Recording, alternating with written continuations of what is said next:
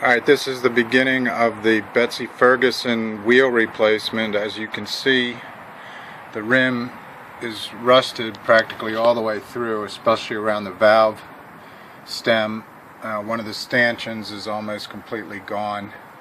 This is because tractor tires are filled with calcium chloride, which is very corrosive, and once the rim gets compromised, it's pretty much done. This is the original rim from 1952 that I'm going to replace. Okay, you break the nuts loose while the tire is still on the ground, then jack it up and take the nuts off after that.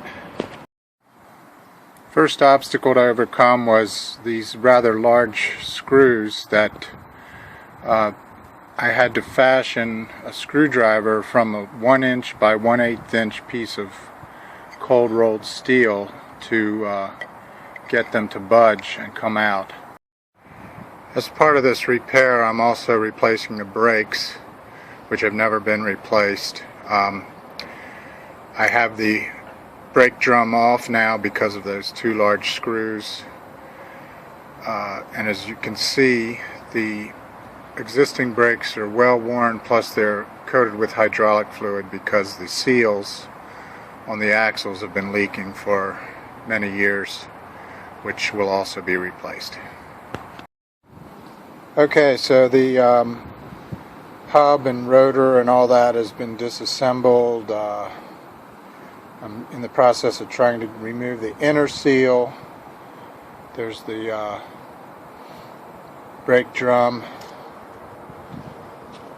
the axle, and the outer seal. The outer seal was completely missing, so only the inner seal was there, and that was worn. So it's no wonder it was leaking hydraulic fluid.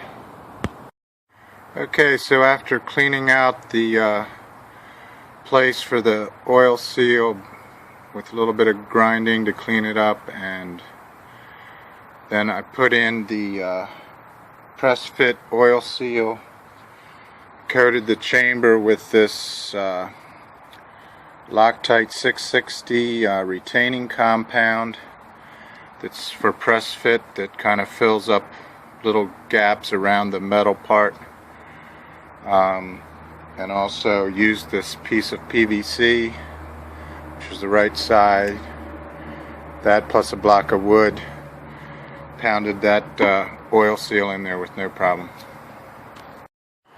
Okay, so we're trying to put a Zerk fitting into this hub because there was none. So I had to buy a diamond tipped bit from Harbor Freight Tools. Get 4 bits for like $5.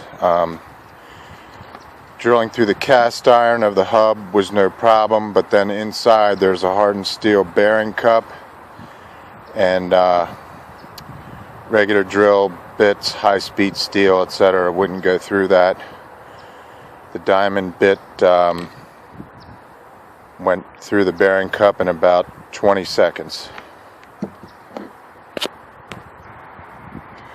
Okay, so now we're going to tap this hole in the hub for the Zerk fitting. And because we're in cast iron, it's a little oil on there and it's machining really easily.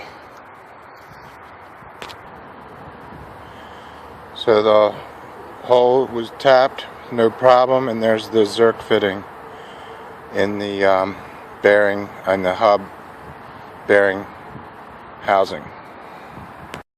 Okay, so what I have found out is that the outer seal doesn't actually go in this space right here, although it looks like it should. It actually goes on the other side of the hub, which means we do have to pull this hub off of the axle, which everything I've read indicates that this collar, shrink fit collar, has to be drilled off in order to pull the hub. So that's what I'm going to do now. Okay, so the retaining collar has been drilled through and is loose, so I'm going to pull that off, and then hopefully getting the bearing cup out and all won't be too bad. Okay, so I'm slowly pulling the hub off using 4 bolts positioned around the hub.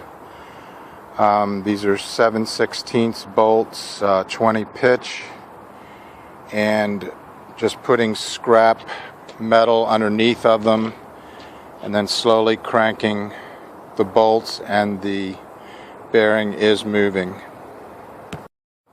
Okay, so here you can see that I have pulled the bearing and the hub off by using the hub thread bolts for leverage. Worked okay. It was a slow go.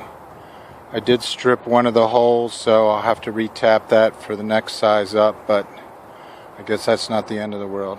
It's off.